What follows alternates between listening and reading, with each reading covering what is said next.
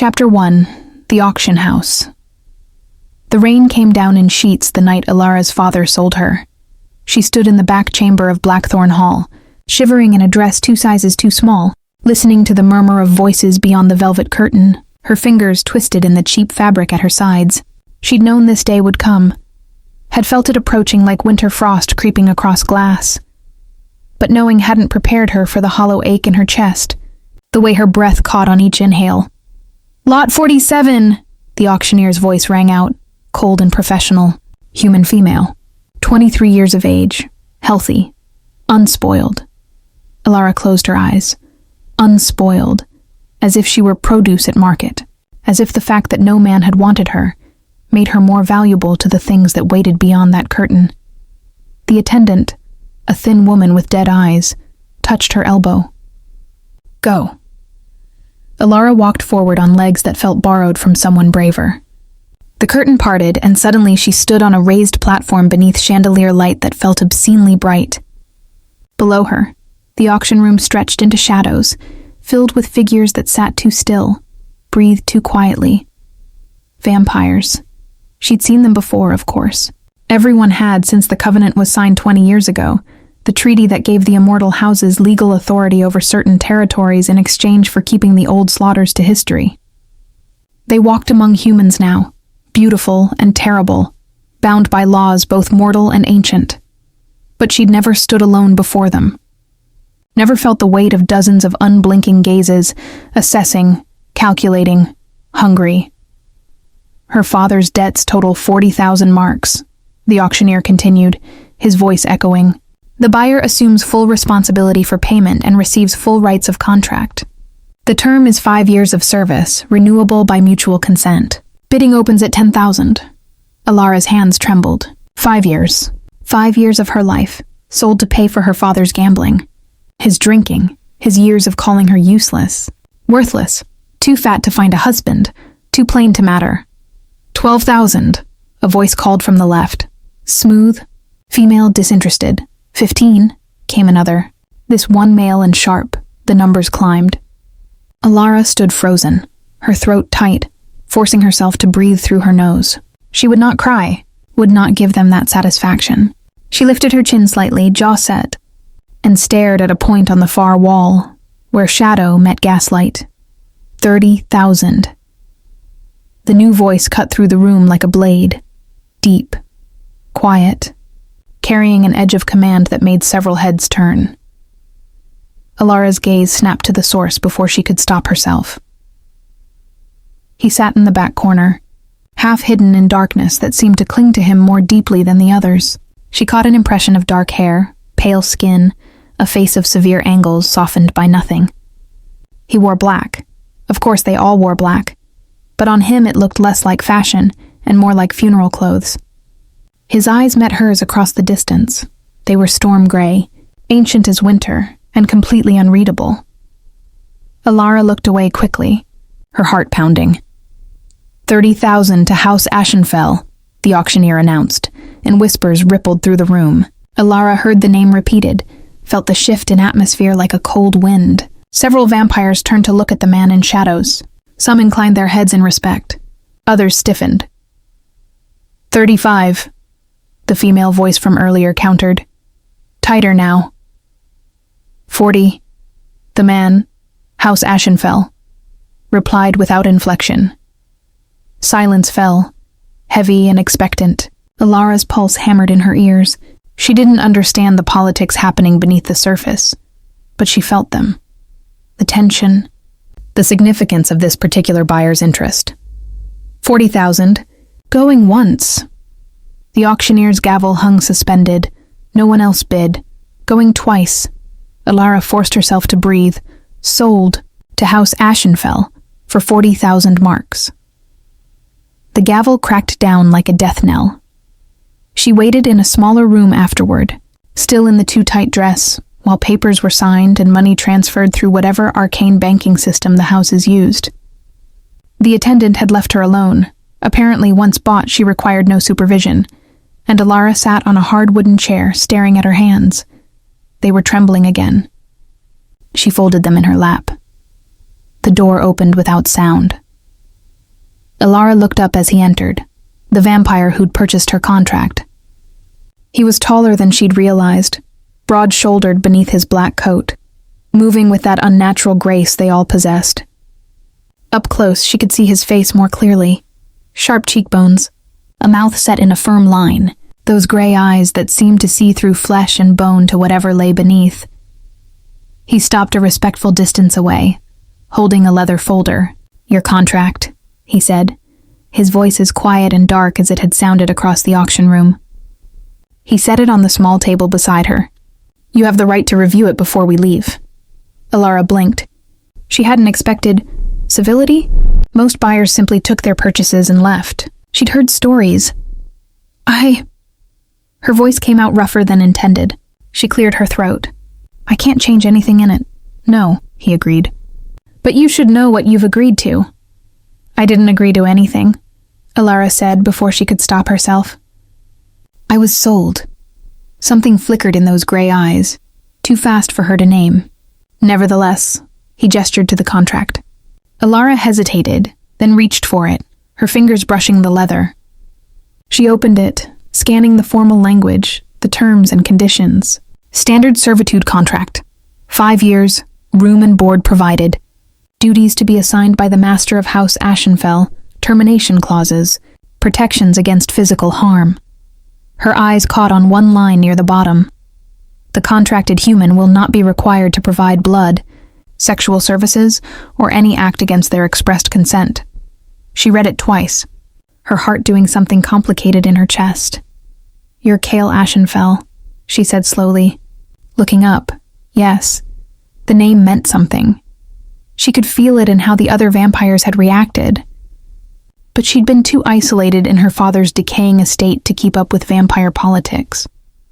She knew only that there were 5 great houses, ancient bloodlines that ruled the night courts, and that they guarded their power jealously. "What do you want with me?" Ilara asked. Cale Ashenfell regarded her for a long moment, his expression unreadable. "You need somewhere safe to be for 5 years," he finally said. "I need someone who won't betray my house's secrets." He paused. "The rest we'll determine as we go." It wasn't an answer, not really. But standing alone in that room, in a dress that didn't fit, with nowhere else to go and no one who cared, Ilara found she had no choice but to trust it. She stood, smoothing her hands over her skirt in a useless gesture. "When do we leave?" "Now." Kyle held out his hand, not demanding, simply offering. "Unless you have belongings to collect?" Ilara thought of her father's house, the small room under the eaves where she'd spent 23 years being invisible. "No," she said quietly. "Nothing I need." She placed her hand in his. His fingers closed around hers, cool, careful, impossibly strong, and together they walked out into the rain-soaked night, where a black carriage waited like something from a darker century. Ilara didn't look back. Chapter 2. The Manor of Shadows. The carriage moved through the city in silence, broken only by rain against the windows, and the steady rhythm of hooves on wet cobblestone. Ilara sat across from Cale Ashenfell, acutely aware of every breath she took, every small movement she made in the confined space. He hadn't spoken since they'd left Blackthorn Hall, and she didn't know how to fill the quiet. Outside, gaslight gave way to darkness as they left the city proper. The streets grew narrower, the buildings older, until finally there were no buildings at all, only trees that pressed close to the road, their branches forming a canopy overhead that blocked out the sky. Ilara hugged herself against a chill that had nothing to do with temperature. "Where are we going?" "Ashenfell Manor," Cale said without looking at her. His gaze remained fixed on the window, watching the darkness pass.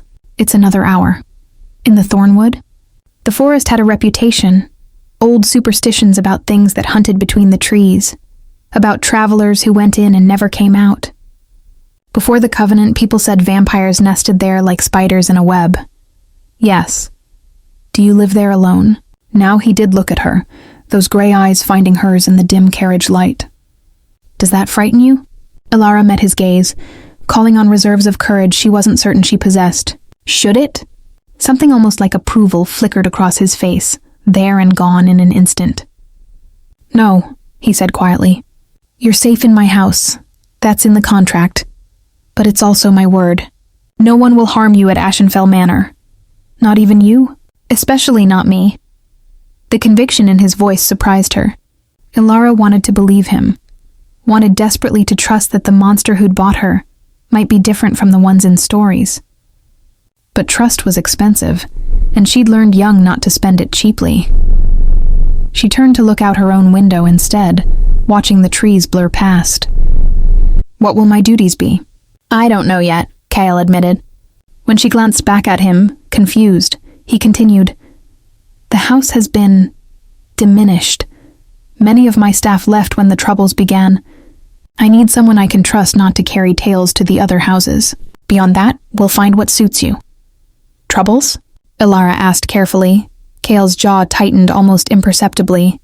"Nothing that concerns you." But his tone suggested otherwise. Suggested that whatever troubles plagued House Ashenfell were the exact reason he'd spent 40,000 marks on a human girl from an auction. Ilara filed the observation away, her mind working despite her exhaustion. Information was currency in the world she'd been sold into. She would need every coin. The carriage slowed, turning onto a road so overgrown Ilara nearly missed it. Branches scraped against the sides as they traveled deeper into the thornwood, and then suddenly the trees opened up, and Ashenfell Manor rose before them, like something conjured from nightmare. It was beautiful in the way ruins were beautiful. All crumbling stone and Gothic spires, windows like dark eyes, ivy-climbing walls that must have been white once but had faded to gray. A single light burned in a tower window. Otherwise, the house sat in perfect darkness, vast and empty and utterly isolated. "Welcome home," Kale said, though his voice held no warmth. The carriage stopped before massive oak doors. Kale stepped out first, then offered his hand again to help Ilara down. She took it, emerging into air that smelled of earth and rain and something older. Stone, and time, and secrets. Thunder rumbled in the distance.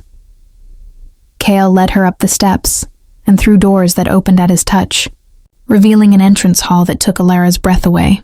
Marble floors stretched beneath a ceiling lost to shadows. A chandelier hung dark and cobwebbed. Furniture sat draped in white sheets like ghosts of a more populated time. Everything spoke of grandeur fallen into silence. "The west wing is closed," Kyle said, his voice echoing. "The east wing is unstable. You'll stay in the north chambers near mine. I'll show you." He moved deeper into the manor, expecting her to follow. Ilara did, her footsteps too loud in the quiet, her heart beating faster as they climbed a grand staircase and walked down corridors lined with portraits whose eyes seemed to track their passage. Generations of Ashenfells, she assumed. Pale faces, dark hair, those same storm-gray eyes watching from centuries past. Kyle stopped before a door, pushing it open. "This is yours." The room beyond was larger than her entire space in her father's house had been. A 4-poster bed dominated one wall, draped in deep blue velvet. A fireplace waited dark and cold. Tall windows looked out over the forest, and though night pressed against the glass, Ilara could imagine the view by daylight, trees stretching endlessly in all directions. The men are isolated at their heart. "There are clothes in the wardrobe," Kale said. "They may not fit perfectly, but they'll do until we can arrange something better. The bathing room is through that door. If you need anything, why did you buy me?" The question burst out before Ilara could stop it. She turned to face him, tired of pretending she understood, tired of being moved from place to place like a chess piece. "You could have hired staff. You could have found someone willing. Why spend 40,000 marks on a girl you don't know?" Kale stood very still in the doorway, shadows pooling around him. For a long moment he didn't answer, and Ilara thought he might not. Might simply leave her with the question hanging between them. Then he said quietly, "Because willing people ask questions. They have families who wonder where they've gone. They can be bought by other houses, turned into spies," his gray eyes fixed on hers. "You have no one. No one will look for you. No one will wonder what you see here." The words should have hurt. They did hurt, a sharp blade between her ribs, but they were also true. Ilara had been invisible long before her father sold her. At least now her isolation served a purpose. "What is it you don't want anyone to see?" she asked. Cale's expression shuddered completely. "Get some rest," he said instead of answering. "You're exhausted. We'll discuss expectations in the evening." "Evening?" Ilara frowned. "Tomorrow evening?" "I keep night hours," Cale said, as if that explained everything. "Sleep as long as you need. There's food in the kitchen, down the main stairs. Turn left twice. Follow the smell of herbs. Help yourself to anything you find." He turned to leave. "Cale." His name felt strange in her mouth. Too familiar, too intimate. He paused but didn't look back. "Thank you. For the contract terms, for not being worse than you could be." She saw his shoulders tense, heard him draw a breath he didn't need. "Lock your door," he said quietly. "Not because of me, just lock it." Then he was gone, footsteps fading down the corridor, leaving Ilara alone in a room too large, in a house too empty, with more questions than answers, and the growing certainty that she'd been brought here for reasons far more complicated than simple service. Outside, lightning flashed, illuminating the forest for one brief moment. Ilara went to the door and turned the lock with a soft click. Then she sat on the edge of the bed and finally let herself cry. Chapter 3.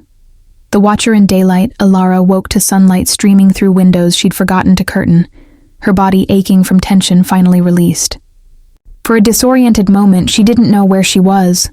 The bed too soft, the ceiling too high, the silence too complete. Then memory returned in a cold rush.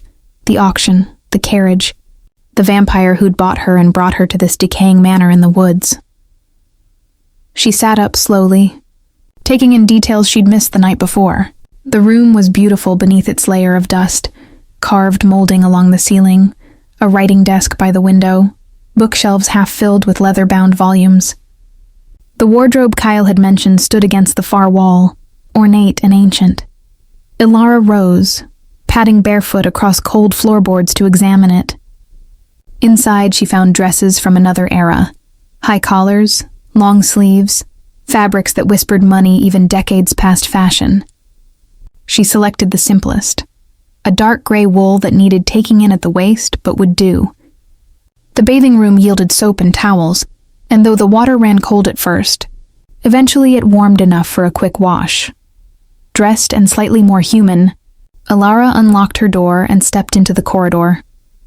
Daylight transformed Ashenfell Manor. What had seemed menacing by night now simply looked abandoned.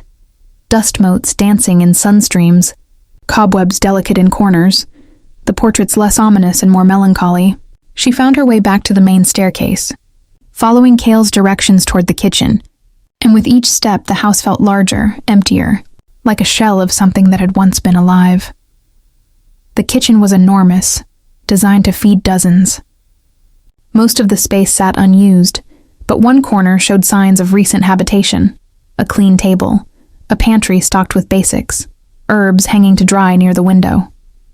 Ilara found bread, cheese, preserves. She ate standing up, too unsettled to sit, wondering where Cale was in this vast house. "I keep night hours," he'd said, which meant he was sleeping. Somewhere above her, or below, or in one of those closed wings he'd warned her away from. A vampire lay in whatever darkness they required, dead to the daylight world. The thought should have terrified her. Instead, Ilara felt something closer to curiosity. She spent the morning exploring, carefully, respecting the boundaries Cale had set, but testing the edges of her new prison. The main floor held formal rooms draped in dust, a ballroom with a floor that must have gleamed once, a library with empty shelves, a conservatory where dead plants crumbled in their pots. Everything spoke of grandeur abandoned, of a house that had diminished from whatever it once was. "Many of my staff left when the troubles began," Kyle had said. What troubles drove servants from a vampire's employ? What could frighten people who'd chosen to work for immortals in the first place? On the second floor, Ilara found the portrait gallery, a long corridor lined with paintings of Ashenfells through the centuries. She walked slowly, studying faces that shared Kyle's sharp features, his storm gray eyes. Some looked cruel, others merely cold. One woman near the end had Cale's exact expression. That careful blankness that suggested feeling buried deep. The last portrait made Alara stop.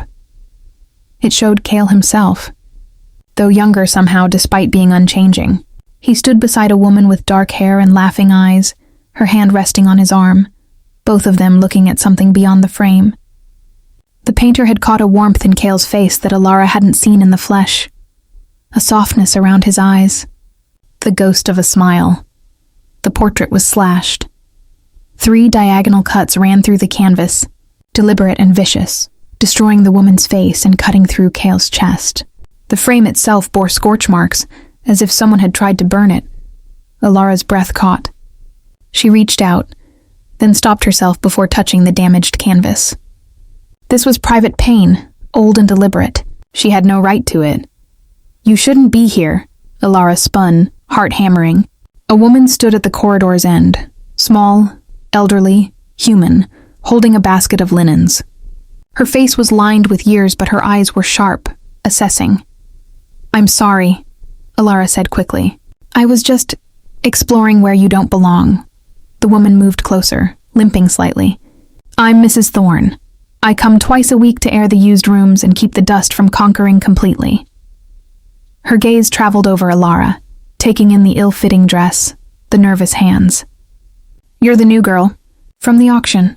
It wasn't a question, but Alara nodded anyway. Alara... Mrs. Thorne set down her basket, studying the slashed portrait with an expression Alara couldn't read. "He told you to stay away from the West Wing, I expect." "Yes. Did he tell you why?" Alara shook her head. Mrs. Thorne was quiet for a long moment. Then she said, "That's his wife." "Was his wife?" "Elena Ashenfell, dead these 15 years. She touched the frame gently, carefully avoiding the slash marks. "They said she fell from the tower. They said it was an accident. But accidents don't explain why Lord Ashenfell closed half the manor and dismissed most of his house. Don't explain why he stopped appearing at the night courts, or why the other houses whisper about Ashenfell's weakness." Alara's mouth had gone dry. "What do you think happened?" "I think," Mrs. Thorne said slowly, "that there are things in this world worse than vampires, and I think Lord Ashenfell has been fighting something for a very long time." She turned those sharp eyes on Alara. "I think you should be careful, girl. Whatever he bought you for, it's not just company. There's trouble coming. I can feel it in my bones. And you're standing right in the middle of it." "What kind of trouble?" But Mrs. Thorne just shook her head. "Not my tale to tell. You want answers, you ask him, though I doubt he'll give them freely." She picked up her basket again. "The West Wing is dangerous. There's rot in the floorboards and worse. The East Wing is where he sleeps. Don't go there. The North Chambers are yours. Stay in them. Stay out of trouble. And maybe you'll survive your 5 years." She limped away, leaving Alara alone with the slashed portrait and a growing sense that she'd been brought to Ashenfell Manor for reasons that had nothing to do with keeping house secrets and everything to do with the woman whose face had been carved from history. Alara looked at the painting again, at Cale's almost smile, at the violence that had destroyed it. "Lock your door," he'd said.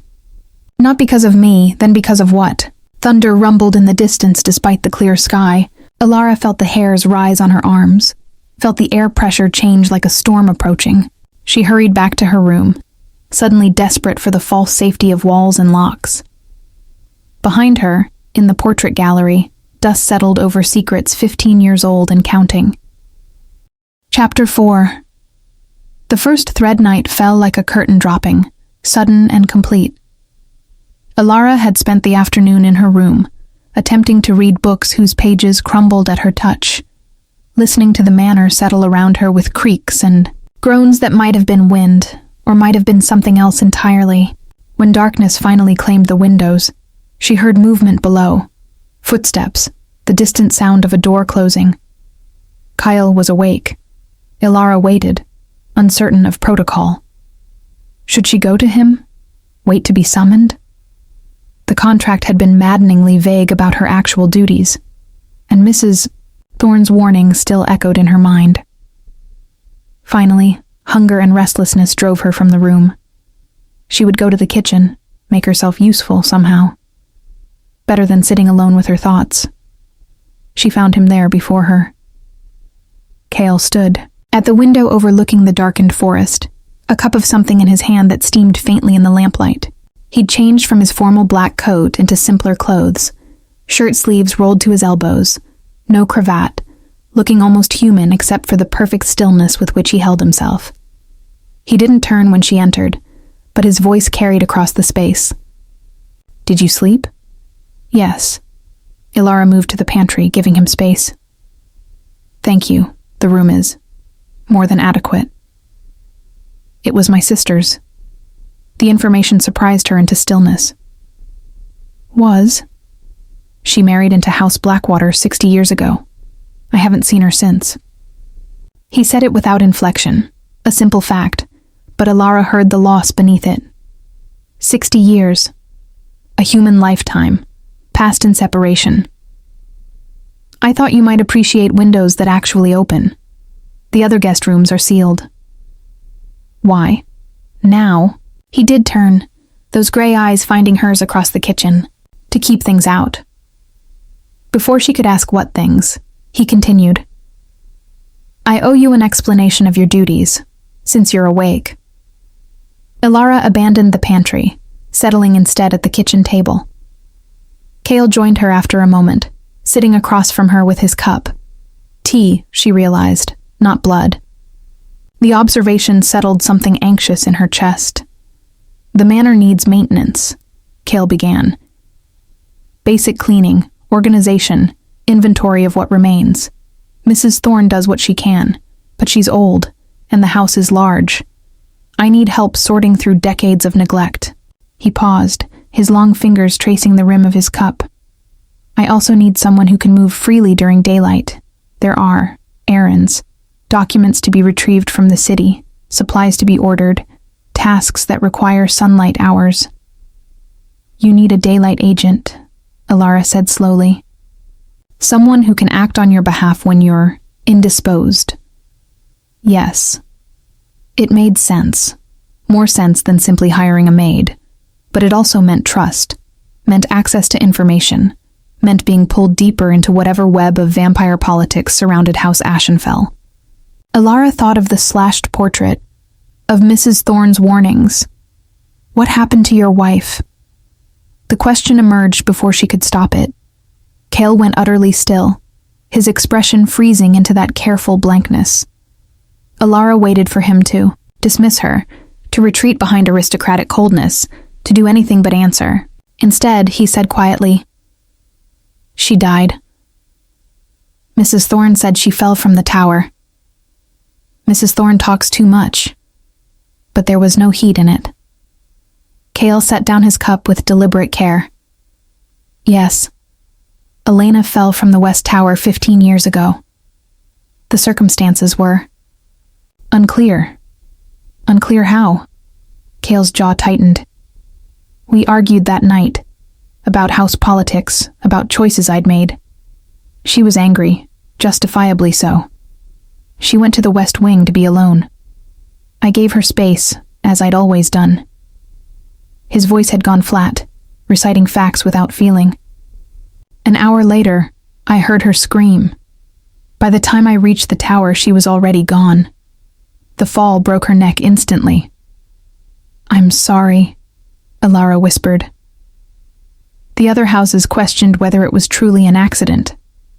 Some suggested I'd grown tired of her mortality, that I'd pushed her myself, rather than grant her the immortality she'd begun to desire. He looked up, meeting Ilara's gaze directly. "I didn't, but I couldn't prove otherwise. The West Tower was empty. There were no witnesses, only her death, and my grief, and the rumors that have followed me ever since." Ilara's heart ached at the raw pain in his voice, 15 years old but fresh as an open wound. She understood suddenly why he'd closed half the manor, why he'd dismissed his staff, why he sat alone in this decaying house like a ghost haunting his own life.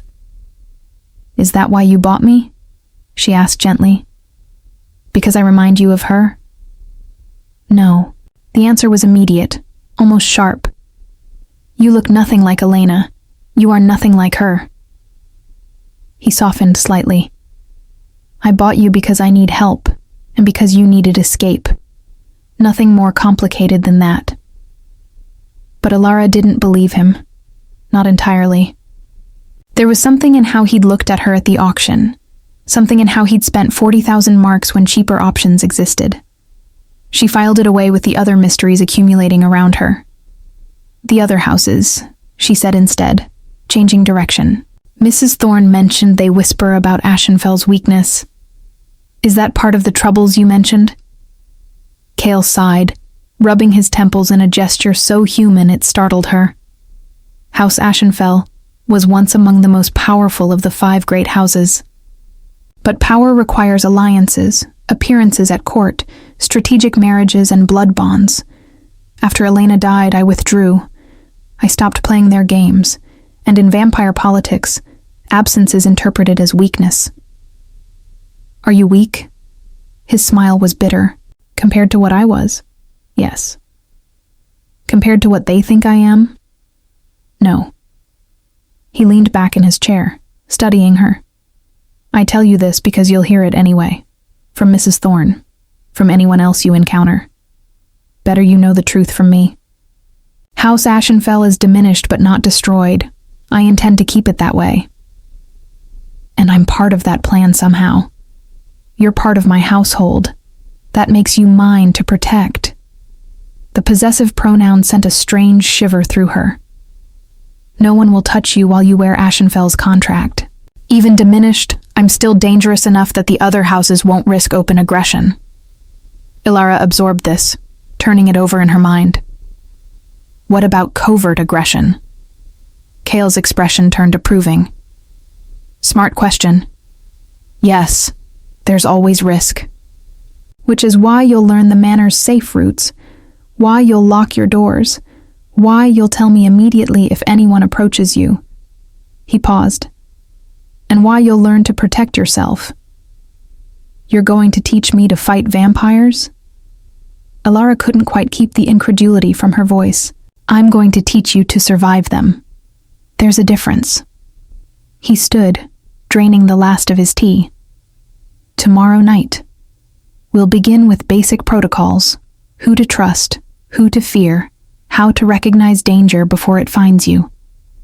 For now, you should eat. You look half-starved. He moved to leave, then paused in the doorway. Ilara. Her name and his voice sent warmth through her chest. Thank you for asking about Elena. Most people pretend she never existed. It's easier, but wrong. Then he was gone, leaving Ilara alone in the kitchen with a cooling lamp, and the beginning realization that perhaps she and the vampire who'd bought her were more alike than different. Both haunted, both isolated, both trying to survive in a world that had already decided they were broken. Outside, wind moved through the trees like whispered secrets. Chapter 5. The letter marked in blood 3 days, passed in a strange rhythm Ilara had never known. Sleeping through dawn, waking to midday sun, spending afternoons cataloging the manor's forgotten rooms, while Cale slept somewhere in the depths of the East Wing. At dusk they met, sometimes in the library where he taught her about vampire houses and their intricate hierarchies, sometimes in the training room where he showed her how to move quietly, how to watch for threats, how to carry iron that burned immortal flesh. She learned that House Ashenfell's sigil was a silver ash tree against black, that they'd once commanded territories stretching to the northern coast, that Cale himself was nearly 300 years old, ancient even by vampire standards.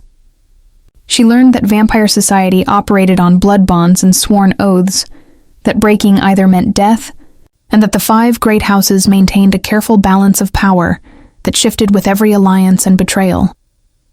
She learned, too, that Cale took his tea with honey, that he read philosophy in dead languages, that sometimes when he thought she wasn't watching, his gaze would drift to the windows with an expression of such profound loneliness it made her chest ache. On the 4th night, everything changed. Ilara was in the library, dusting shelves that probably hadn't been touched in years. When she heard Cale's footsteps, faster than usual, sharper, she turned as he entered, and the look on his face stopped her breath.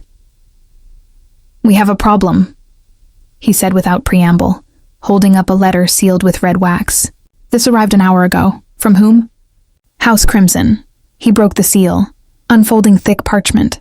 His eyes scanned the contents, his expression darkening with each line. "They're demanding an audience. Tomorrow night. At Crimson Hall."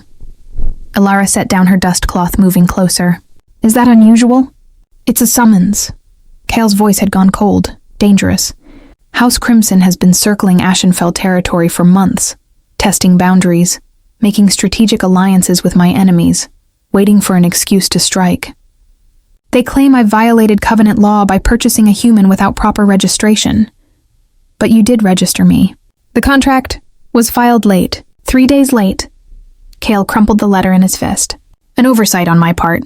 Normally it wouldn't matter, but Crimson is using it as pretext to drag me before the Night Court, to force me into the open where they can challenge my authority publicly. Alara's heart began to race. What happens at these audiences? Politics, theater, vampires performing dominance for each other. He tossed the ruined letter onto a side table. But it can turn deadly.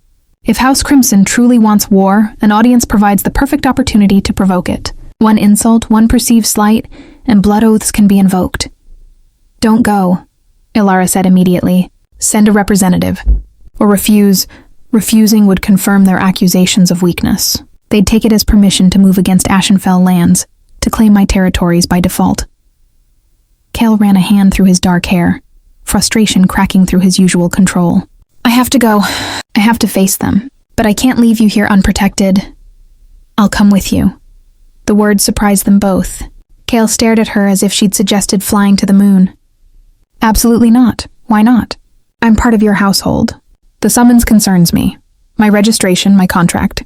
Shouldn't I be present?" Alara lifted her chin, calling on courage that felt borrowed. "Besides, you said yourself I need to learn these things. How to survive vampire politics. What better way than to see it firsthand? What better way to get yourself killed?" Kyle countered sharply. "Crimson Hall will be full of vampires who view humans as prey or property, often both.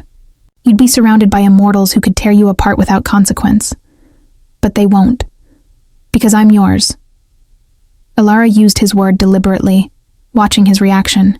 "You said no one would touch me while I wear Ashenfell's contract. Was that a lie?" Cale's jaw clenched. "No, but then I'm safer with you than alone here. If House Crimson truly wants war, what's to stop them from sending agents to Ashenfell Manor while you're gone? I can't fight vampires. I can barely fight dust." She moved closer, close enough to see the conflict in his gray eyes. "You need someone you can trust at your back. That's me. That's what you bought at the auction. Loyalty, discretion, someone with nothing to lose." "You have everything to lose," Cale said quietly. "Your life, your future, 5 years of safety that disappear if I fall." "Then don't fall." They stood in silence, the weight of the decision hanging between them. Finally, Cale exhaled. A habit from his mortal life, unnecessary now but comforting somehow. "If you come," he said slowly, "you follow my lead absolutely. You speak only when spoken to. You stay within arm's reach of me at all times. And if I tell you to run, you run without question. Agreed?" "Agreed. There will be danger. Real danger. House Crimson's lord is ambitious and cruel, and his court reflects that. They'll see you as a weakness to exploit, a distraction to use against me. Let them try." Alara surprised herself with the steel in her voice. "I've spent 23 years being invisible, being dismissed, being told I'm worthless. I won't be their pawn." Something shifted in Cale's expression. Respect, maybe, or recognition. He studied her for a long moment, then nodded once, decisively. "We leave at midnight tomorrow. That gives us time to prepare." He moved to the library's locked cabinet, producing a key from his pocket. Inside, Alara glimpsed weapons, silver daggers, iron chains, vials of something dark and viscous. Cale selected a small blade, turning back to her. "You'll carry this. Iron blessed by old magic. It won't kill a vampire, but it will hurt enough to buy you seconds. Sometimes seconds are all you need. Alara took the blade with trembling fingers, feeling its weight, its purpose. There's something else, Cale said, his voice dropping lower. At the audience, they'll question why I bought you, why I spent so much, why I keep you at the manor instead of putting you to work in the city. He met her eyes directly. We need a story they'll believe, something that explains your value to me. What kind of story? The kind that makes you untouchable. Kyle moved closer, close enough that she could feel the unnatural cold that surrounded him like an aura. I'm going to tell them you're mine in more than contract, that you're under my personal protection, that harming you would be equivalent to striking me directly. Alara's breath caught. They'll think we're... Yes. His gaze didn't waver. They'll assume intimacy. A vampire keeping a human companion isn't uncommon, though it's usually considered a weakness, attachment to something so fragile and temporary. But it will explain the expense, the secrecy, the contract terms, and it will make you too valuable to risk damaging. Heat crept up Alara's neck despite the cold radiating from him. And if they test that claim, they won't dare. Not in open court. Cale stepped back, giving her space. But you need to be prepared. There will be implications, assumptions. You'll be seen as my... He paused, searching for the word. My favorite. My indulgence. Perhaps even my future bride. Your what? Vampires occasionally turn their human companions. It's rare, requires permission from the night courts, but it happens. He said it matter-of-factly, as if discussing whether, if they believe I might turn you eventually, they'll be even more cautious about harming you. A vampire's intended is sacred under covenant law. Alara's mind reeled. You want them to think you're going to make me immortal? I want them to think hurting you has consequences they can't afford. Cale's voice turned gentle. It's theater, Alara, performance. None of it has to be real. But it has to be convincing. She nodded slowly, understanding the strategy even as her heart hammered against her ribs. All right, I can do that. Good. Cale returned the weapons to the cabinet, locking it again. Rest tomorrow. We'll need our strength. As he turned to leave, Alara called after him. Cale, thank you for trusting me with this. He paused in the doorway, his silhouette dark against the lamplight beyond. Don't thank me yet, he said quietly. Tomorrow night might teach you to regret that trust. Then he was gone, leaving Alara alone with an iron blade, and the creeping certainty that she was about to walk into a den of immortal predators, pretending to be something she wasn't. Something precious, protected, perhaps even loved. Outside, storm clouds gathered like an omen. Chapter 6, The Night Court Crimson Hall, rose from the city's heart like a Gothic cathedral built for sin. All blood-red stone and stained glass windows depicting scenes of hunts and feasts that made Alara look away quickly. Gargoyles perched at every corner, their eyes seeming to track the carriage as it pulled into the circular drive where other vehicles already waited, their crests marking them as belonging to the great houses. Alara's hands shook in her lap, despite her best efforts to still them. The dress Kyle had procured, deep midnight blue silk that actually fit, higher quality than anything she'd ever worn, felt like armor and costume combined. Her hair had been pinned up by Mrs. Thorne that afternoon, the old woman's hands steady, even as she muttered warnings under her breath. Remember, Cale said quietly beside her, you are mine. Act accordingly. That means confidence, not submission. They respect strength, even in humans. And if someone challenges me directly, they won't. To challenge you is to challenge me. His gray eyes found hers in the dim carriage light. But if they do, look to me. I'll handle it. The carriage stopped. A footman, human, Alara noted with some relief, opened the door. Cale stepped out first, then offered his hand. Alara took it, letting him help her down, and felt every eye in the courtyard turn toward them. Vampires. Dozens of them, dressed in finery that spanned centuries of fashion, all beautiful and terrible, and utterly still in the way predators were still before they struck. Conversations died as Cale appeared, replaced by whispers that carried on the night air like poison. Ashen fell. I didn't think he'd actually come. Is that the human? The one from the auction? Look how he holds her, like she's made of glass. Kale's hand moved to the small of Alara's back, proprietary and protective at once. The touch sent heat through the silk, anchoring her. Together they climbed the steps to Crimson Hall's entrance, where a vampire in formal livery bowed stiffly. "Lord Ashenfell, your companion. Lord. Crimson awaits in the great hall." They entered into opulence that made Ashenfell. Manor's faded glory looked like a pauper's cottage. Chandeliers dripped crystal. Marble gleamed beneath their feet, and everywhere hung paintings of beautiful people with cold eyes. The air smelled of wine and something darker. Old blood, perhaps, or older magic. The great hall opened before them like a mouth. It was circular, rising 3 stories to a domed ceiling painted with scenes of the 5 great houses united under a crimson moon. Vampires lined the walls in tiers of seating that descended toward a central floor where a single chair sat elevated, more throne than seat, carved from black wood and inlaid with silver. In it sat Lord Crimson. He was beautiful the way a blade was beautiful. Sharp features, pale skin, hair like spilled ink. His eyes were the color of fresh blood, and when they fixed on Kale and Alara, she felt the weight of centuries in that gaze. He wore red, of course, silk and velvet that moved like liquid as he stood. Kyle Ashenfell. His voice carried effortlessly through the hall. "How kind of you to accept my invitation." "Summons," Kale corrected coldly. "Let's not pretend this was a social courtesy." Murmurs rippled through the assembled vampires. Ilara felt the tension ratchet higher, felt Kale's hand press more firmly against her back, steady, reassuring.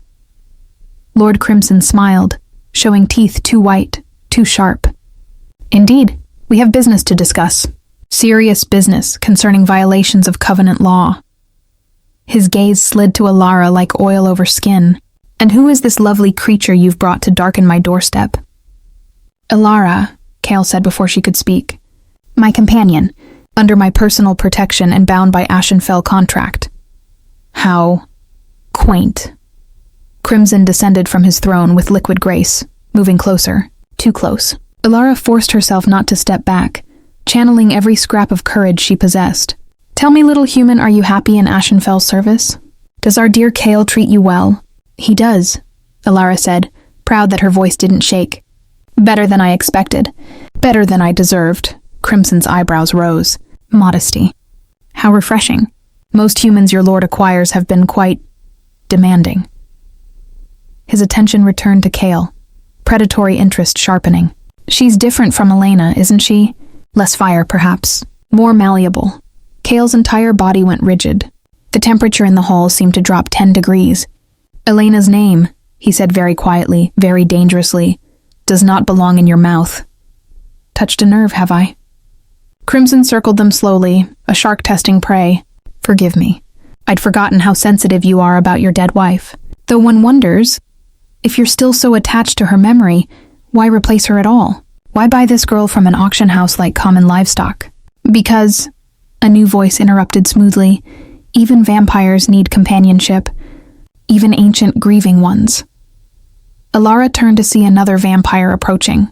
Female, elegant, with silver hair and amber eyes. She wore green silk embroidered with gold and moved with authority that suggested high rank. "Lady Silvermore," Kale acknowledged with a slight bow. "An unexpected pleasure. I came to ensure justice was served fairly." Silvermore's gaze assessed Alara briefly, not unkindly, before returning to Crimson. "You called this audience to address registration violations, Lord Crimson.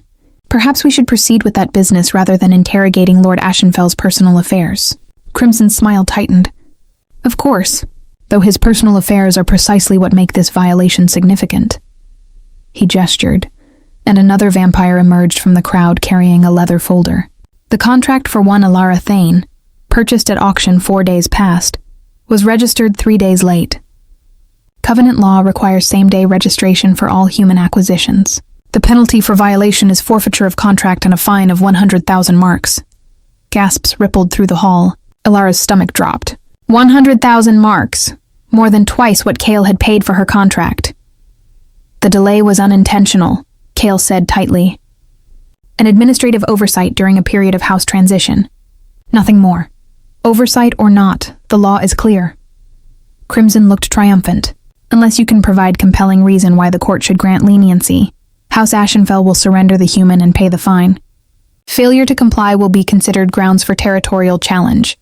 Territorial challenge. War, in other words. Elara felt Cale's hand tighten against her back. Felt the careful control in his stillness. I have reason, Cale said quietly. Elara is not simply contracted help. She is bound to me by more than legal document. Oh? Crimson leaned forward hungrily. Do tell.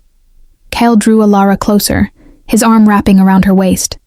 To anyone watching, it would look like protective affection. Only Elara could feel the tension in his muscles, the coiled readiness to fight if necessary. She is my intended, Cale said clearly, and the hall erupted. Vampires surged to their feet, voices rising in shock and speculation. Crimson's expression flickered between fury and disbelief. Lady Silvermore watched with shrewd interest. Your intended? Crimson's voice cut through the chaos. You mean to turn her? To make her vampire? When she's ready. When she chooses. Cale's voice rang with conviction that almost sounded real. Until then, she is under the highest level of protection Ashenfell law provides. Harming her, removing her from my custody, or interfering with her contract is equivalent to attacking House Ashenfell directly. The penalty for which, Lord Crimson, is blood oath vengeance. Something I suspect you'd prefer to avoid. The silence that followed was absolute. Elara barely breathed, pressed against Cale's side, feeling the eyes of 100 immortals burning into her. Finally, Crimson spoke, his voice poisonously sweet, and intended. How romantic, and yet suspicious given the timing. Some might say you invented this claim to protect your violation. Some might, Lady Silvermore interjected. But covenant law is clear on this point as well. A vampire's intended is sacrosanct. If Lord Ashenfell swears formal oath that his intentions are genuine, the matter is settled. Registration delays for an intended are forgivable under special circumstance clause. Crimson's jaw clenched. You would have him swear it? Here? Now? Unless you wish to challenge the oath itself and face the consequences of doubting another lord's honor? Silvermore's tone was mild, but the threat was clear. Cale released Elara, moving to stand before the throne. He drew a silver knife from his belt. Ceremonial, Elara realized, etched with symbols she didn't recognize. Without hesitation, he drew the blade across his palm. Dark blood welled up, and he held his hand over a basin that appeared as if by magic. I, Cale Ashenfell, Lord of House Ashenfell, swear by blood and bone that Elara Thane is my chosen intended. I claim her under ancient right and modern law. To harm her is to wage war on my house, so I swear, witnessed by the night court. His blood hit the basin with a sound like thunder. The oath shimmered in the air, visible power, binding magic, something that made Elara's skin prickle. It settled over her like a weight, and a shield combined. Crimson looked murderous, but trapped. The oath is witnessed. The matter is settled. He spat the words like venom. Though I wonder, Lord Ashenfell, if you'll come to regret tying yourself to something so fragile. We're done here, Cale said coldly. He returned to Elara, taking her hand. Unless you have other accusations to level? Silence answered him. Chapter 7. Blood in the Thornwood. They didn't speak during the carriage ride back to Ashenfell Manor. Cale sat across from Elara, his hand wrapped in white cloth already staining crimson, his expression carved from stone. The blood oath hung between them like a third presence, real, binding, impossible to ignore. Elara's mind spun with implications. Intended. The word echoed in her thoughts. Weighted with meaning she was only beginning to understand. In vampire society, it meant commitment, promise, future. It meant Cale had claimed her not just as property, but as something precious, something worth protecting with his very life. Edore.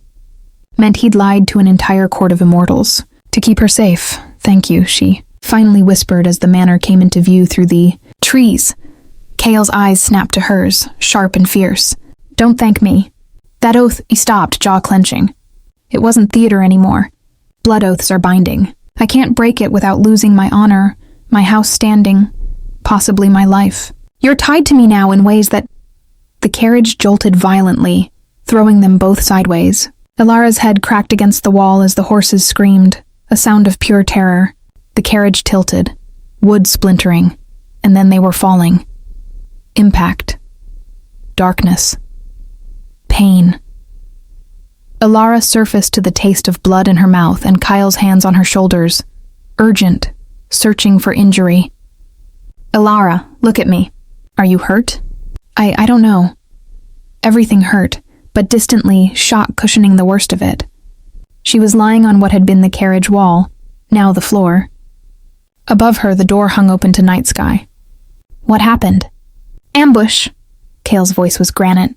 He pulled her upright with inhuman strength, his eyes scanning the darkness beyond the ruined carriage. They were waiting in the trees. Stay behind me. Do not run unless I tell you to run. They? Who? Movement exploded from the forest. Vampires. 3 of them, dressed in black, faces covered, moving with deadly precision. They hit Cale like a storm, fangs bared, moving too fast for Ilara's eyes to track. She saw Cale twist, saw his fist connect with one attacker's jaw with force that sent the vampire flying, saw claws rake across his chest, tearing fabric and flesh. Cale fought like something ancient and terrible, all pretense of humanity stripped away. His movements were liquid violence, economical and brutal, but there were 3 of them, and they'd clearly planned this. Coordinated strikes designed to overwhelm even an old vampire. One broke away from the fight, turning toward Ilara. She saw her death in his eyes, red as fresh wounds, utterly empty of mercy.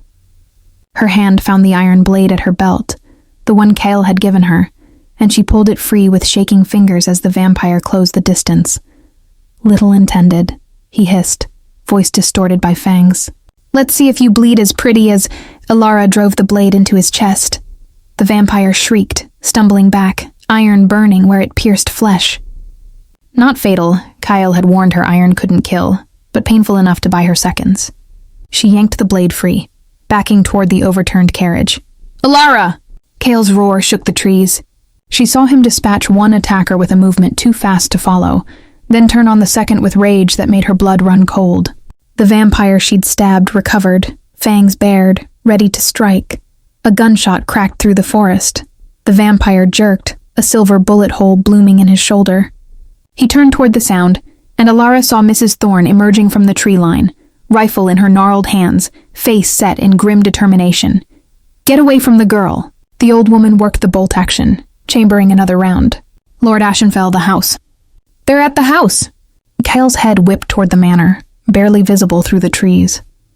Ilara saw the glow then, orange and terrible, fire licking at the north wing's windows. No. The word tore from Cale like a wound. He grabbed the remaining attacker by the throat, slamming him into a tree hard enough to crack bark. Who sent you? Was it Crimson? The vampire laughed wetly. You'll burn, Ashenfell, just like your witch wife burned. Just like Cale's hand tightened. Bones cracked. The vampire's laugh cut off into choking silence. We need to go, Mrs. Thorne called, already moving toward the manor. The fire's spreading fast. If there's anything you want to save... Cale released the vampire, letting him crumple. He was at Ilara's side in an instant, checking her for injuries with frantic hands. You're bleeding. I'm fine. She wasn't. Her head throbbed. Her ribs ached. But they didn't have time.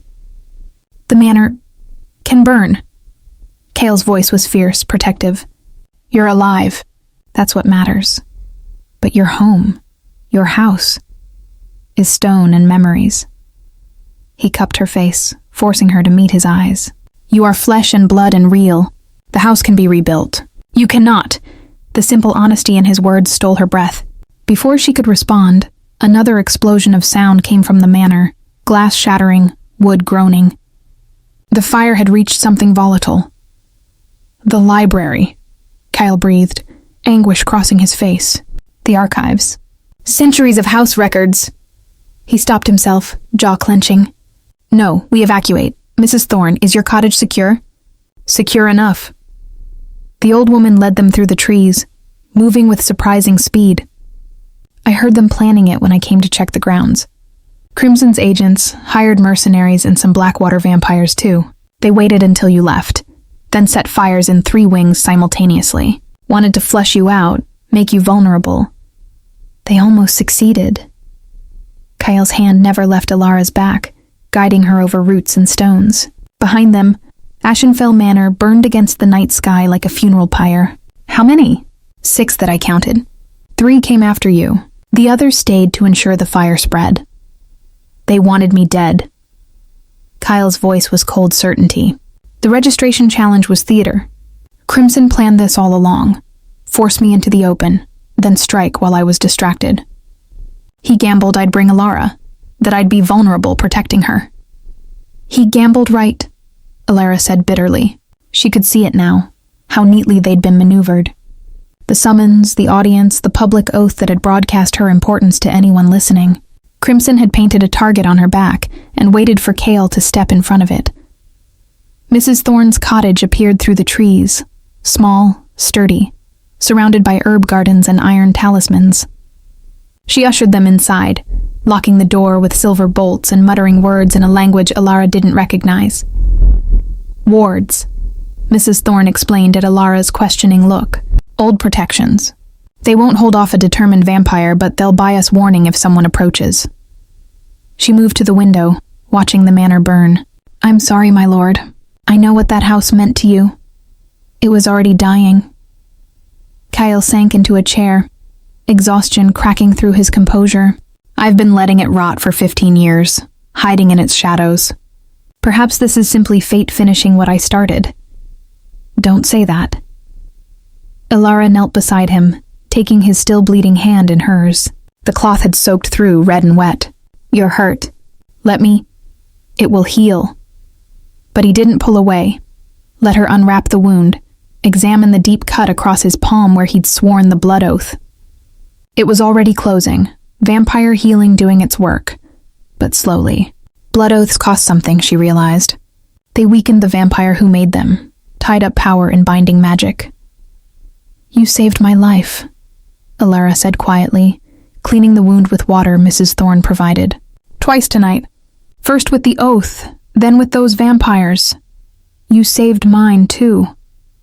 Kale's free hand touched the place where she'd stabbed her attacker. That was brave. Foolish, but brave. I didn't have much choice. There's always a choice. You chose to fight rather than freeze. That's everything.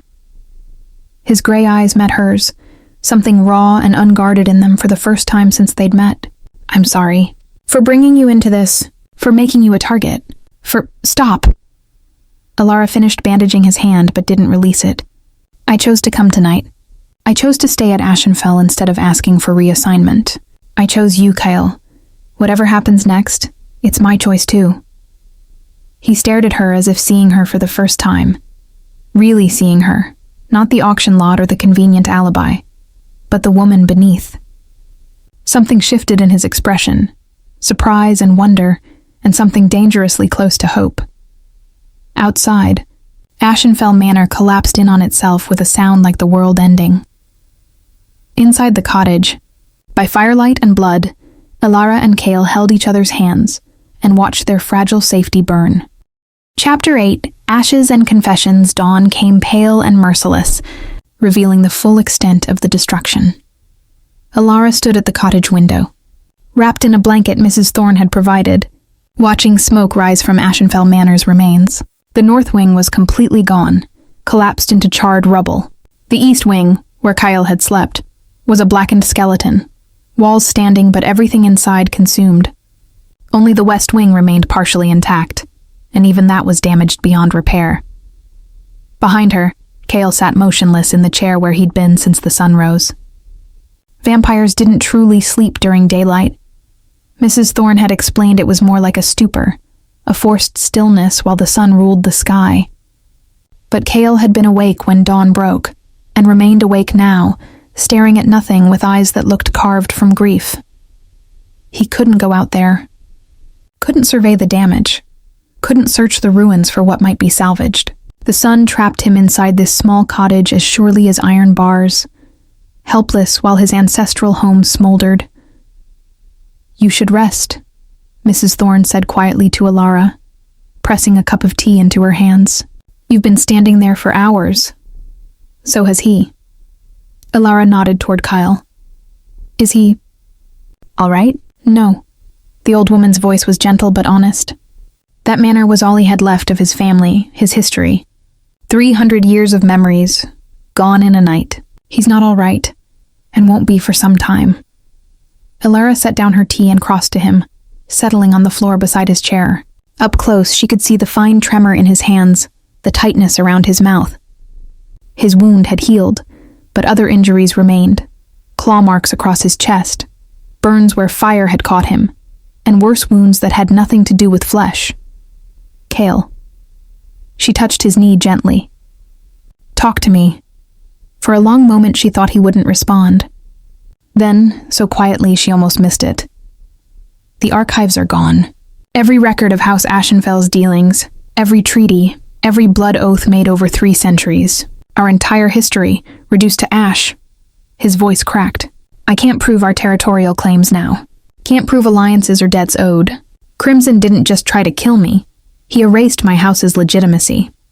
The strategic brilliance of it hit Elara like a blow. Without records, Cale couldn't defend his lands in Night Court, couldn't call on old alliances or collect debts. He was effectively powerless, his house reduced to a title with nothing to back it. There must be copies, she said. Other houses keep records. Of their own dealings, yes. But House Ashenfell's private archives? Cale shook his head. Those were unique. Elena used to joke that I was paranoid, keeping everything locked away rather than sharing with the Night Court registries. She was right. My paranoia just destroyed us. Elena. The name hung between them, weighted with all the things Cale hadn't said about his dead wife. Mrs. Thorne mentioned she burned. Elara said carefully. The vampire last night said the same thing. But you told me she fell. Cale's entire body went rigid. The temperature in the cottage dropped 10 degrees.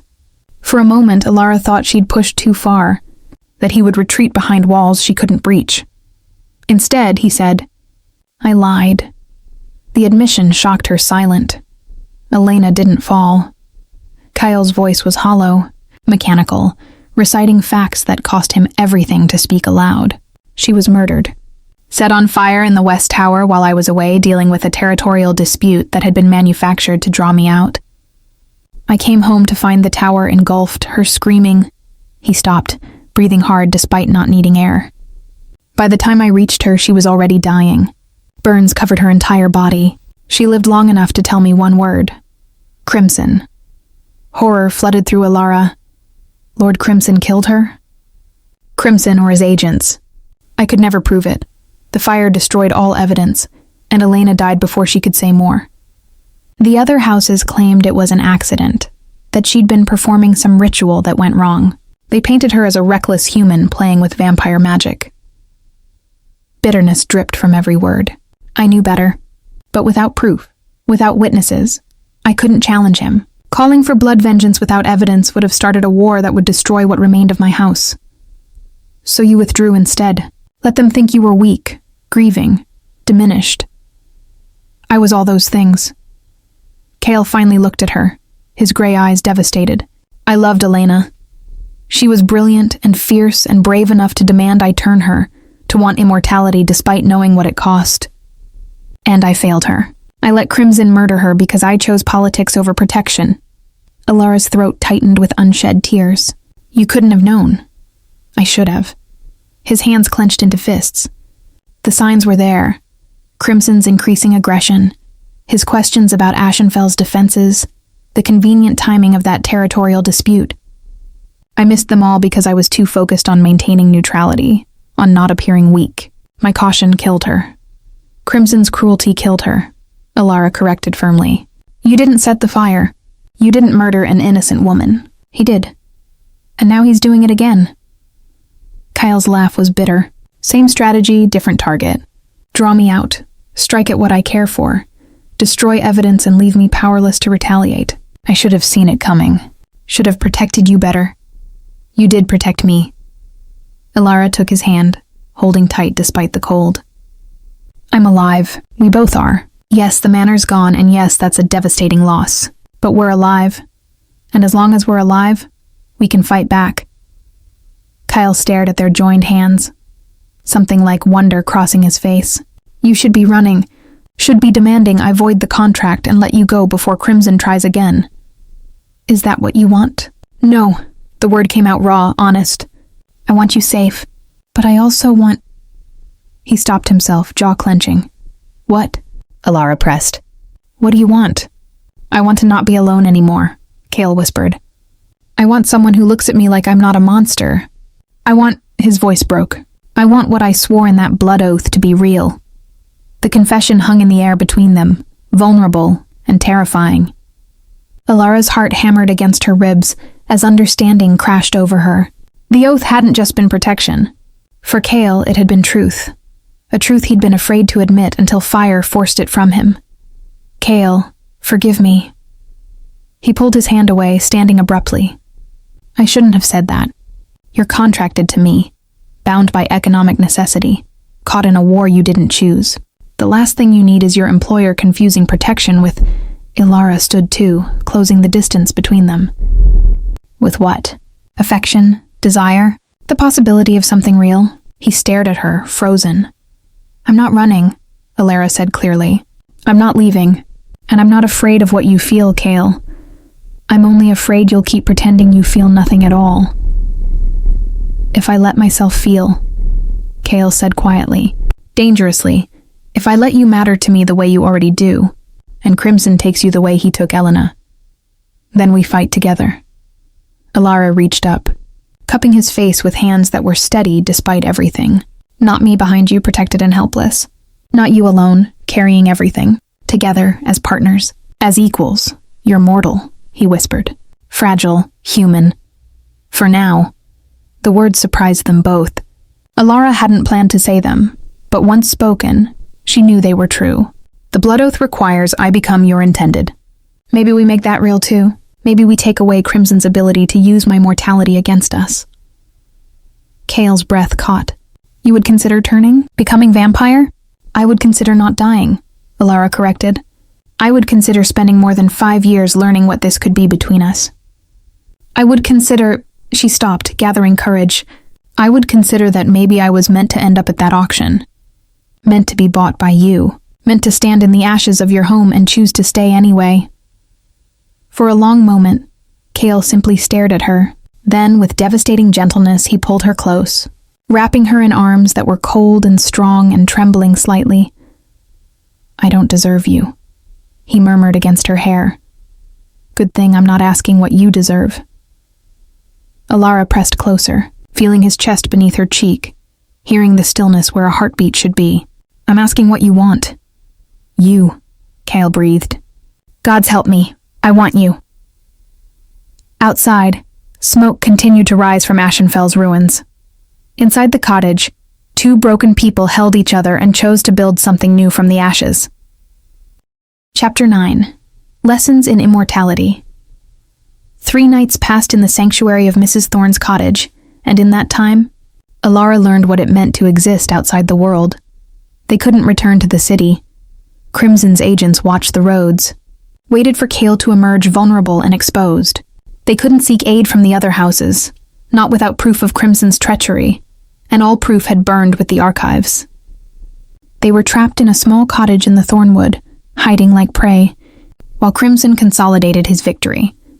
But trapped together, they found something neither had expected. Peace.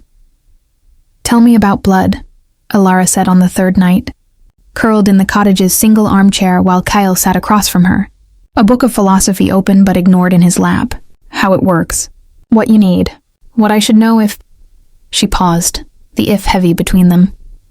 If I choose turning. Cale set aside his book with deliberate care. Outside, rain began to fall, pattering against the windows like fingertips. Blood is life for vampires. Not food, exactly. We don't digest it as humans do. It's more like fuel, magic-made liquid. We consume it, and it sustains our immortality, our strength, our consciousness. How often do you need to feed? It varies. Young vampires, those turned within the last century, need blood nightly, sometimes multiple times. Older vampires like myself can go weeks between feedings, though we weaken considerably. He paused, studying her. I fed 3 days before the auction. I'll need to feed again within the week, or I'll begin to deteriorate. Alara absorbed this. And the blood has to be human? Human blood is optimal, richest in the magic we need. Animal blood can sustain us in emergencies, but it's like surviving on scraps. Vampire blood does nothing. We're already saturated. Kyle leaned forward, elbows on his knees. The Covenant regulates feeding strictly. Vampires may only take from willing humans, compensated fairly, with contracts specifying terms. Forced feeding is punishable by true death. True death being? Sunlight, beheading, or heart stake with blessed silver. He said it matter-of-factly. We're difficult to kill, but not impossible. The Covenant ensures humans have recourse against vampires who break the rules. Alara thought of the iron blade she still carried, now hidden beneath her pillow. Is that why iron hurts you? Because it's blessed? Iron is anathema to all magical creatures. It disrupts the enchantments that sustain us. Blessed silver is worse, targets us specifically. Kale's expression turned wry. Mrs. Thorne's cottage is warded with both. She's protected herself against me as much as against Crimson's agents. Can you blame her? No. He smiled slightly. She's remarkably sensible for a human who's chosen to live beside vampires. They fell into comfortable silence, listening to rain. These quiet moments had become Alara's favorite, when Kale relaxed enough to simply exist, rather than constantly calculating threats and strategies. When he looked less like an ancient vampire lord and more like a man who enjoyed philosophy and terrible tea. What's it like? Alara asked softly. Being immortal? Kale considered this, his gaze distant. Lonely, he finally said. When you're young, mortal, time feels infinite. You believe you have endless chances to be happy, to find love, to become who you want to be. But as a vampire, time becomes something different. You watch everyone you love age and die. You see empires rise and fall. Watch the world change while you remain static. After a while, you stop forming attachments because the pain of loss becomes unbearable. Is that why you withdrew after Elena died? Because losing her was unbearable? Partially. Kale's hand moved to his chest, where the blood oath scar remained faintly visible through his shirt. But also because I was tired. Tired of the games, the politics, the endless maneuvering for power. Elena made it bearable. She was so alive, so determined to experience everything. When she died, the weight of immortality became crushing. And now, Alara held her breath, afraid of his answer. Kale's gray eyes found hers, steady and warm. Now I'm remembering why immortality might be worth the wait, if you have someone to share it with. Heat bloomed in Alara's chest. She wanted to go to him, to close the distance between them. But uncertainty held her back. Kale, what we said in the cottage that morning, about the blood oath being real, about me considering turning, you don't have to decide now. Kale interrupted gently. Turning is permanent, Alara. You'd have centuries to regret it if chosen rashly. I won't pressure you. That's not what I'm worried about. Alara stood, moving closer until she stood before his chair. I'm worried that we're making decisions based on fear and necessity, rather than actual feeling. I don't want to become vampire just to deny Crimson a weapon against you. I don't want you to care for me just because you're lonely. Kyle rose too, suddenly close enough that she could feel the cold radiating from him. Do you think that's what this is? Loneliness and strategy? I don't know, Alara admitted. We barely know each other. A week ago, I was being auctioned like livestock. Now we're discussing forever. It's terrifying, Kale finished. I know, believe me, I know. I've lived 300 years, and I've never been more frightened than I am right now. Standing here, wanting you and knowing how easily I could lose you. His hand rose to cup her face, thumb tracing her cheekbone with exquisite gentleness. But fear doesn't make this less real. If anything, it proves how much you've come to matter. Alara leaned into his touch, her eyes closing briefly. Show me, she whispered. Show you what? What feeding looks like. What I'd experience if I chose this. She opened her eyes, meeting his startled gaze. You said you need to feed within the week.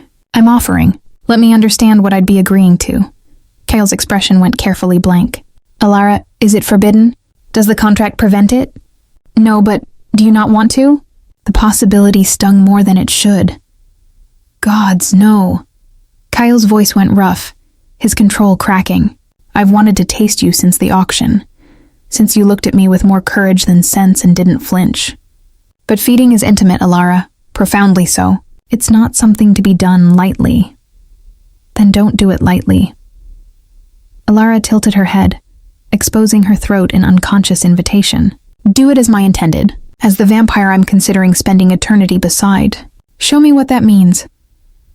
Kyle stared at her exposed throat like a man dying of thirst shown water. His fangs descended. She saw them lengthen, sharpen, saw the way his pupils dilated until his eyes were more black than gray. He was beautiful and terrifying at once, every inch the predator. If we do this, he said hoarsely, there's no unknowing it. You'll taste like mine to every vampire who encounters you. They'll know I've claimed you in blood as well as oath. Good. Alara's heart hammered wildly. Let them know. Kyle pulled her closer with trembling hands, positioning her against him with careful precision. Tell me to stop if it becomes too much. Promise me. I promise. He lowered his head slowly, giving her every chance to change her mind, his cold breath ghosting across her skin. Then his fangs pierced her throat with a sharp, bright pain that transformed instantly into something else entirely. Pleasure that rolled through her in waves. Intimacy that stripped away every defense, Alara gasped, her hands fisting in his shirt, holding him closer rather than pushing away. She felt his throat work as he swallowed, felt the pull of her blood leaving her body, felt the connection between them deepen into something primal and profound. This was what Elena had wanted, she understood suddenly.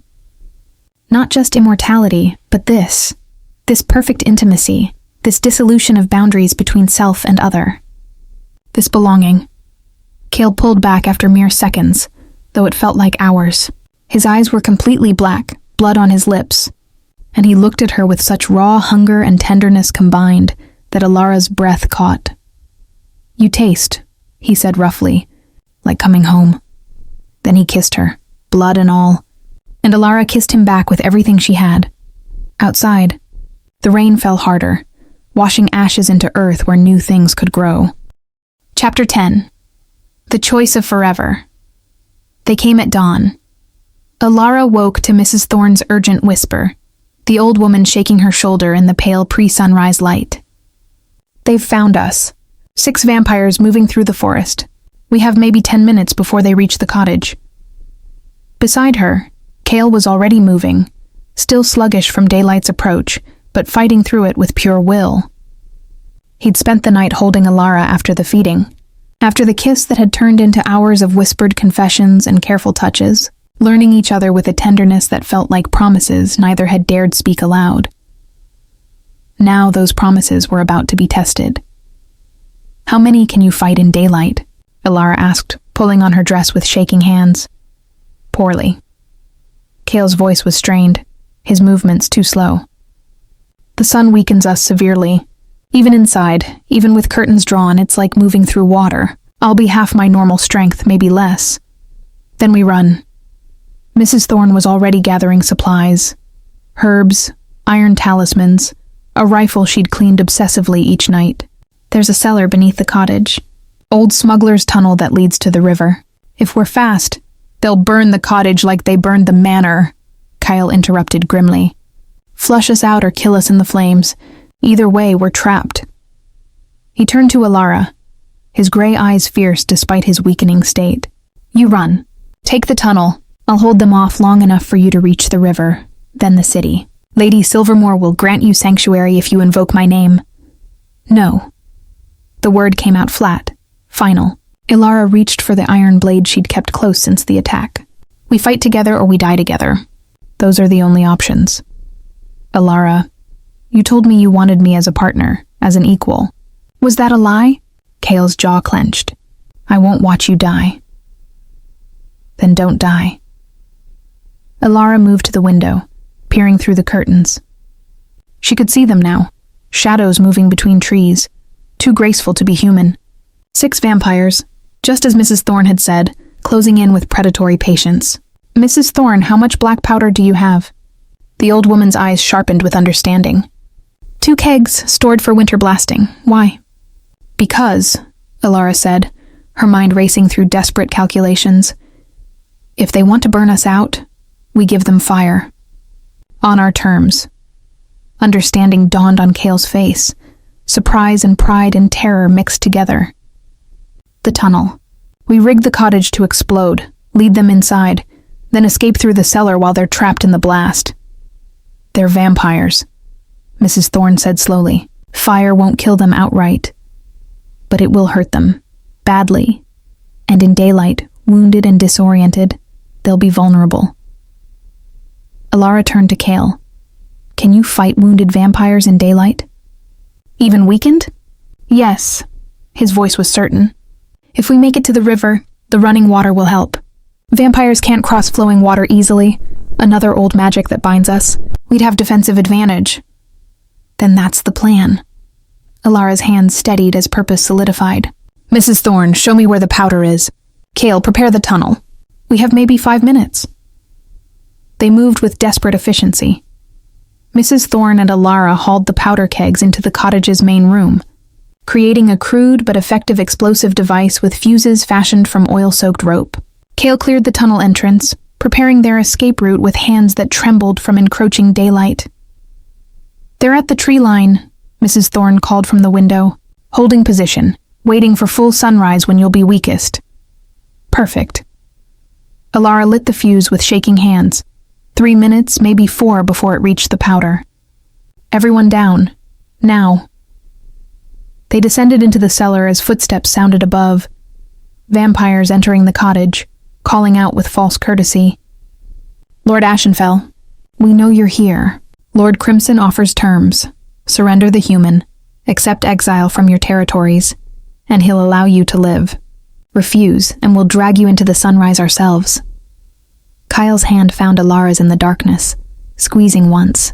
Then they were moving through the tunnel, cramped, earthen, smelling of damp and decay, but blessedly dark. Behind them, voices rose in confusion as the vampires discovered the empty cottage. The explosion, when it came, shook the earth. Alara heard screams, inhuman, agonized, as fire consumed the cottage and everything in it. The tunnel shuddered, dirt raining from the ceiling, but held. They ran, emerging into gray dawn light beside the river where mist rose like ghosts. 3 vampires stumbled from the burning cottage, clothes aflame, skin blistering, rage and pain twisting their beautiful faces into masks of fury. Now, Cale said, and he was moving, still slow from daylight, but faster than any human, silver blade in hand. He met the first vampire with brutal efficiency, driving blessed silver through the creature's heart. The vampire crumbled to ash with a shriek. Alara and Mrs. Thorne flanked him, iron and rifle, providing support as Cale fought with desperate skill. The second vampire fell to Mrs. Thorne's silver bullet. The third lunged at Alara, fangs bared. She drove her iron blade up through his jaw, into his brain, and held it there while he convulsed and collapsed. Silence fell, broken only by the river's rush and their ragged breathing. 3 dead, Mrs. Thorne said, checking bodies with grim efficiency. 3 fled. They'll report back to Crimson. Let them. Kyle swayed, weakened by daylight and battle both, but alive. Alive and victorious. Let them tell him we survived. Let them tell him Ashenfell isn't finished. Alara caught him as his knees buckled, supporting his weight against her. We need shelter, somewhere you can rest until nightfall. The old chapel, Mrs. Thorne said. 1/2 mile upriver, abandoned but with a crypt below. He'll be safe there until dark. They moved as quickly as Cale's weakening state allowed, reaching the chapel as the sun crested the horizon fully. The crypt was dark and cold, stone walls thick enough to block the sun's poison. Cale collapsed onto an ancient tomb, his skin already beginning to smoke where dawnlight had touched it. Go, he told Alara. To the city, to Silvermoor. Tell her everything, the murders, the fires, the attacks. Make her believe you. No. Alara knelt beside him, taking his burned hands in hers. I'm not leaving you. Alara, we're out of options. Crimson will send more. Then we face them together. She leaned forward, pressing her forehead to his. You asked what I wanted. I want this. I want you. I want to fight beside you. And I want centuries to learn everything you are. I want the blood oath to be real, and I want forever. Her voice broke. I want you to turn me. Tonight, when you're strong again. Make me vampire. Make me yours in truth.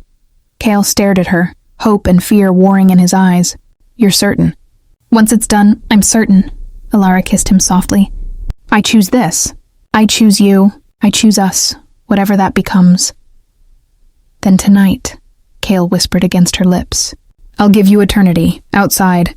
The sun rose higher, but in the darkness of the crypt, two souls made promises that transcended mortality. Mrs. Thorne stood guard above, rifle ready, while below Alara held her vampire through the daylight hours, counting heartbeats that would soon cease forever.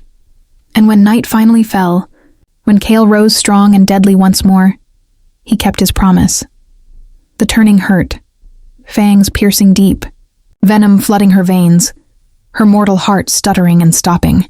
But Alara held his gaze through it all, watching him watch her die and be reborn, their blood mingling in ancient ritual. When she opened her eyes again, the world was sharper, brighter, more. Cale's face above her was beautiful in ways she'd never seen. His blood sang to hers in perfect harmony. Hello, my intended, he whispered, wonder in his voice. Hello, my love, Alara answered, testing her new fangs with her tongue. Now, let's go remind Lord Crimson why Ashenfell doesn't fall easily. Together, Vampire Lord and his newly turned mate, they rose from the crypt to reclaim their house and their future. And in the city, Lord Crimson would learn that some fires don't destroy, they forge. Epilogue. 6 months later, Ashenfell Manor rose again from its ashes, not as it was, but better. Stone walls stood strong against the thornwood, windows bright with welcoming light. The archives were being rebuilt, treaties renegotiated, alliances reformed. Lord Crimson stood trial before the Night Court for Elena's murder, evidence provided by unlikely allies. His house fell. His lands were divided among the remaining 4 great houses. Ashenfell claimed its share and more. In the manor's great hall, Alara Ashenfell stood beside her mate, equal and eternal, as they welcomed delegates from across the immortal world. She'd learned to navigate vampire politics with the same courage she'd shown at the auction. Fierce, clever, unbreakable, and when the formalities ended, when guests departed and silence reclaimed the manor, Cale took her hand and led her to the tower they'd built where the West Wing once stood. No more ghosts, he said, pulling her close. Only futures, Alara agreed, and kissed him beneath stars that would shine for centuries of their forever.